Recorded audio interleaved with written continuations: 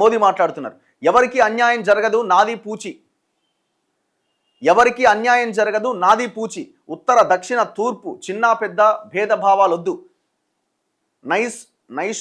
నైష్పత్తిక పద్ధతిలోనే లోక్సభ సీట్లు పెరుగుతాయి, మహిళా రిజర్వేషన్లు అడ్డుకుంటే మూల్యం చెల్లిస్తారు, నారీ శక్తి హక్కును ఆపేశాం, ఇప్పుడు ప్రాయశ్చిత్తం చేసుకుందాం, క్రెడిట్ మీరే తీసుకోండి, మీ పేరే వేసుకోండి, విపక్షాలకు ప్రధాని మోదీ పిలుపు, ఆమోదం పొందకుంటే నాకే రాజకీయ లబ్ధి, మహిళా రిజర్వేషన్లు డీలిమిటేషన్ సవరణ బిల్లులపైన లోక్సభలో ప్రసంగం.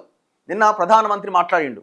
సో క్రెడిట్ మీరే తీసుకోండి, మీ పేరే రాసుకోండి, కానీ ఒకవేళ కనుక ఈ బిల్లు ఆమోదం పొందకపోతే నాకే రాజకీయంగా లబ్ధి జరుగుతుంది, ఎందుకంటే మీరు అడ్డుకున్న వాళ్ళ కింద మిమ్మల్ని లెక్కగడతారు మహిళా లోకం అంతా, 50% ఉన్న మహిళలు.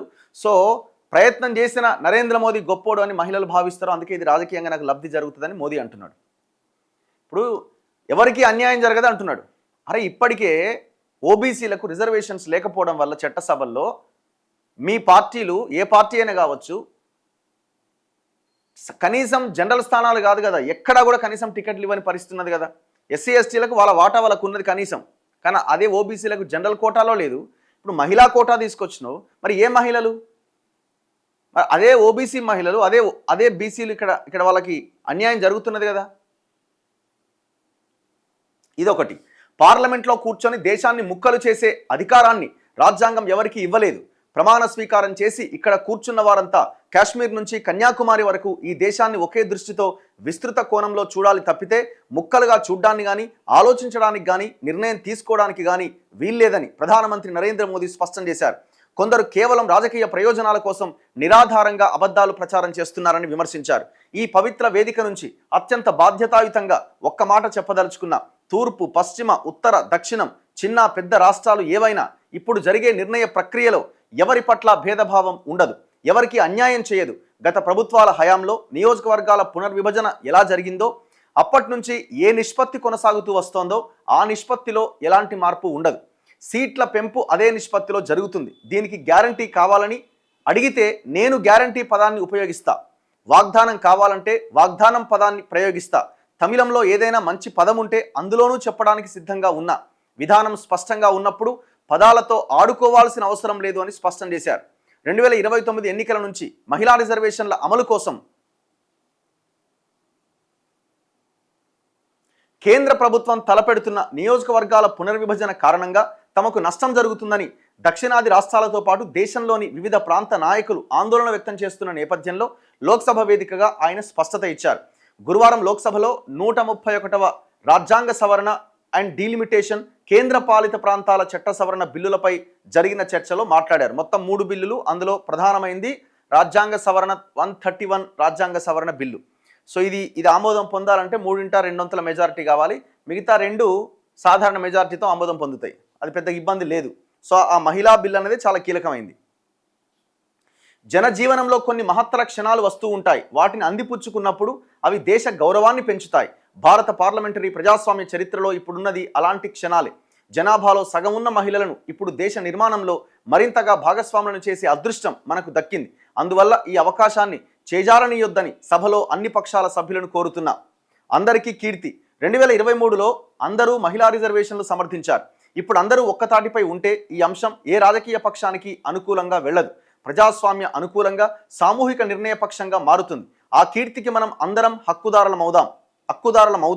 ఆ కీర్తి కేవలం అధికార పక్షానికో మోదీకో కాకుండా ఈ సభలో కూర్చున్న వారందరికీ దక్కుతుంది. అందరికీ ప్రయోజనం కల్పించే ఈ అంశానికి నష్టం తెచ్చిపెట్టే దారిలో వెళ్ళొద్దని సూచిస్తున్నా. ఎవరూ రాజకీయ రంగు పూసే ప్రయత్నం చేయొద్దని కోరుతున్నా. ఇప్పుడు ఏ పార్టీ దీనికి వ్యతిరేకంగా లేదండి, దేశంలో ఉన్న అన్ని పార్టీలు అనుకూలంగానే ఉన్నాయి. గతంలో ఆర్జేడీ వీళ్ళందరూ దాంట్లో ఓబీసీ కోటా ఏది అన్నది నిరసన వ్యక్తం చేశారు తప్పితే మహిళలకు రావద్దని ఎవరు కోరుకోవట్లే.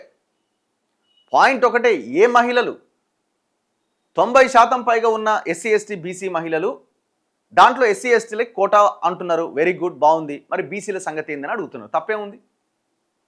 అన్యాయం ఇప్పటికే బీసీలకు జనరల్ కోటాలో అన్యాయం జరుగుతున్న మాట వాస్తవమే కదా.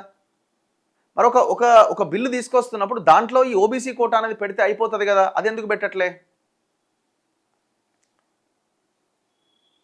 పోయేదేం లేదని పంచాయతీల్లో రిజర్వేషన్లు. పంచాయతీల్లో మహిళలకు రిజర్వేషన్లు ఇవ్వాల్సి వస్తే ఉదారంగా ఇచ్చారు. దానివల్ల వారి పదవులు పోతాయన్న భయం లేదు కాబట్టి సులభంగానే ఇచ్చేశారు. కానీ చట్టసభల్లో రిజర్వేషన్లు కల్పిస్తే వారి సీట్లకు ముప్పొచ్చే ప్రమాదం ఉంది కాబట్టి ఇక్కడ వద్దు అని అడ్డు చెబుతున్నారు. లోకల్ బాడీస్లో స్థానిక సంస్థల్లో మహిళా రిజర్వేషన్ ఉంది కదా, అక్కడ ఎందుకు ఇచ్చారంటే ఎమ్మెల్యే ఎంపీ పదవులు అక్కడ లేవు కాబట్టి ఇచ్చారు. పార్లమెంట్లో లోక్సభ అండ్ అసెంబ్లీలో ఎందుకు ఇవ్వట్లేదు అంటే వీళ్ళ పదవులు పోతాయి కాబట్టి ఇవ్వట్లేదు అన్నది ఆయన మాట్లాడుతున్నది. రాజ్యాంగ పుణ్యంతోనే ఈ పదవిలోకి వచ్చా, నేను అత్యంత వెనుకబడిన వర్గాల నుంచి వచ్చా, అందరినీ కలుపుకొని వెళ్ళడం నా బాధ్యత. రాజ్యాంగం నాకు ఇదే మార్గం చూపించింది. అత్యంత చిన్న సమాజం నుంచి వచ్చిన నాలాంటి వారికి ఇంత పెద్ద బాధ్యత అప్పగించినందుకు దేశ ప్రజలకు, రాజ్యాంగ నిర్మాతలకు రుణపడి ఉంటా. వారి కారణంగానే నేను ఇక్కడ ఉన్నా. జీవితంలో ప్రతి రంగంలో నారీ శక్తి దేశ గౌరవాన్ని పెంపొందిస్తోంది. మహిళలు అద్భుతాలు సృష్టిస్తున్నారు. ఇంత మంచి సామర్థ్యం ఉన్న వారిని నిర్ణయాధికారంలో భాగస్వాములను చేయకుండా అడ్డుకోవడానికి ఎందుకింత శ్రమిస్తున్నారు అని విపక్షాలను అంటున్నాడు. పాప ప్రాయశ్చిత్తం చేసుకుందాం. మనం నారీ శక్తికి ఏదో చేస్తున్నామన్న భ్రమలో ఎవరూ ఉండొద్దని సూచిస్తున్నా. అది వారి హక్కు. దాన్ని మనం దశాబ్దాల తరబడి ఆపేశాం. ఇప్పుడు ప్రాయశ్చిత్తం చేసుకొని ఆ పాపం నుంచి విముక్తి పొందడానికి ఇదో అవకాశం. కొన్ని పార్టీలు మేము మహిళా రిజర్వేషన్లకు పూర్తి అనుకూలమే కానీ అని కొన్ని మెలికలు పెడుతున్నాయి. ప్రతిసారి సాంకేతిక అంశాలు అడ్డం పెట్టి అడ్డుకోవడానికి ప్రయత్నిస్తున్నాయి. ఇంకో మాట ఏమన్నాడు, మీరు అనుకూలంగా ఓటేయకపోతే నాకే రాజకీయ ప్రయోజనం. ఇందులో మోదీకి ఏదో రాజకీయ స్వార్థం ఉందని కొందరు కనిపిస్తుండొచ్చు. దాన్ని దృష్టిలో ఉంచుకొని ఈ బిల్లును వ్యతిరేకిస్తే సహజంగానే నాకు రాజకీయంగా లాభం కలుగుతుంది. అలా కాకుండా మద్దతిస్తే ఎవరికీ రాజకీయ లబ్ధి ఉండదు. అన్నింటికీ అతీతంగా ఇదో ప్రత్యేక అంశంగా మారుతుంది. మేమిందులో క్రెడిట్ కోరుకోవట్లేదు. సభలో బిల్లు ఆమోదం పొందిన వెంటనే అందరి ఫోటోలు వేసి అందరికీ ధన్యవాదాలు చెబుతూ పత్రికా ప్రకటన ఇవ్వడానికి కూడా సిద్ధంగా ఉన్నా. కావాలంటే క్రెడిట్ మీరే తీసుకోండి. ఎవరి ఫోటో కావాలంటే వారి ఫోటోతో ప్రభుత్వ ఖర్చుతో ప్రకటన ఇస్తాం. పైగా క్రెడిట్ బ్లాంక్ చెక్ మీకే ఇస్తాం అని ప్రధానమంత్రి స్పష్టం చేశారు. కొంత ఎమోషనల్, ఆయనకి మాట్లాడడంలో మామూలుగా ఉండదు కదా. సో ఒక ఎమోషనల్ అంటే నేను అందులోనే రాజకీయం ఉన్నది. నేను బాగా చేస్తున్నా కానీ మీరు అడ్డుకుంటున్నారు. క్రెడిట్ మీరే తీసుకోండి. నాకు ఓన్లీ మహిళలకు చట్టసభల్లో అవకాశం కల్పించడమే నా ప్రధాన ఉద్దేశం. అంతకుమించి నాకేం లేదు ఈ జీవితానికి. ఒక ఎమోషనల్ లైన్లో ఆయన మాట్లాడుతున్నారు, కనబడుతున్నది. పొలిటికల్ లీడర్స్ ఎట్లుంటారు? అందరి పాయింట్ ఒకటే, ఇందులో ఓబీసీ మహిళల వాటా ఏది? తెలంగాణలోనే చూద్దామండి. 17 పార్లమెంట్లు 25, 26కు మారుతున్నాయి, పెరుగుతున్నాయి. ఎవరు నిలబడతారు అక్కడ? చెప్పండి, ఎవరు నిలబడతారు అక్కడ? ఓ నల్గొండ తీసుకుందాం, ఓ మహబూబ్ నగర్ తీసుకుందాం, ఓ రంగారెడ్డి తీసుకుందాం. ఆయా జిల్లాలకు వెళ్దాం. ఆయా జిల్లాల్లో ఆల్రెడీ ఫ్లెక్సీలు వేసారు కదా. భర్త ఎమ్మెల్యేగా ఉండి భర్త ఎంపీగా ఉన్నోళ్ళు ఆల్రెడీ భార్యల ఫోటోలు, కూతుర్ల ఫోటోలతో ఫ్లెక్సీలు వేసుకొని బర్త్డే విషెస్లు ఆగమాగం చేస్తున్నారు రోడ్ల మీద. ఎవరు నిలబెట్టాలనుకుంటున్నారు వీళ్ళంతా? వాళ్ళ భార్యలు నిలబెట్టాలనుకుంటున్నారు.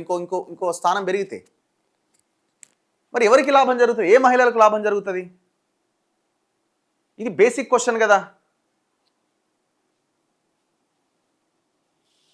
వ్యతిరేకించేవారు మూల్యం చెల్లించుకున్నారు.